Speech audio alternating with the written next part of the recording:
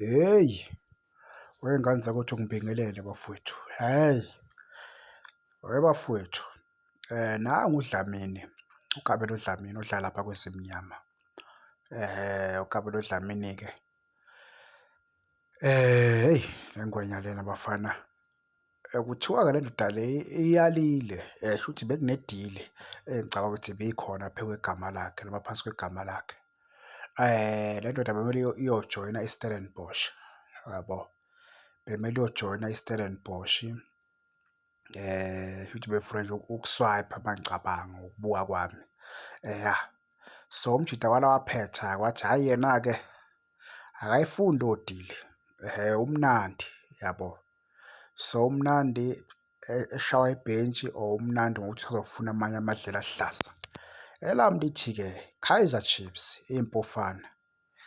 Ngicabanga ukuthi unamba 10 i-Chiefs eshoda ngaye nje so far yinangu lo mjida lo, yabo. Sishoda uKabelo Dlamini thina lapha kwi-Kaizer Chiefs. Angichemile bafowethu, lo mjida umnandi lona, yabo.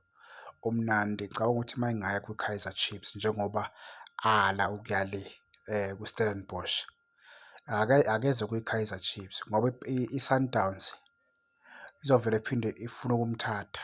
Ngiyayazi phela i-Sundowns ayifuni i-competition, izovele imthathe.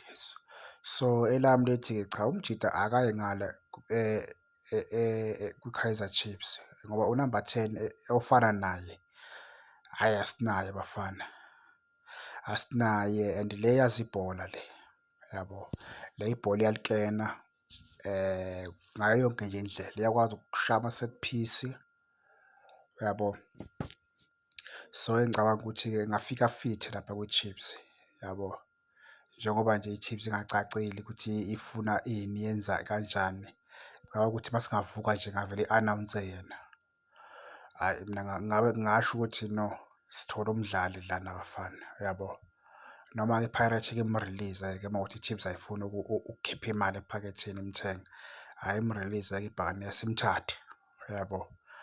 So njengoba nje yalile-ke le dili yokuya le kwi-Stellenbosch, ngicabanga ukuthi ibhakaniya ingamchitha-ke, yabo. Ingamchitha-ke ibhakaniya ithi no, siyabonga Dlamini, yabo. Asazi sizozwa-ke ngobude bendlela iy'ngane zakwethu, indlela isaseyinde, asazi izozala nkomoni, yabo. Kodwa nje okubalulekile nakho konke ukuthi umjida uyalile ukumuva aya kwi-Stellenbosch. Ngibonge iy'ngane zakwethu, nibe nobusuku obuhle. Danko.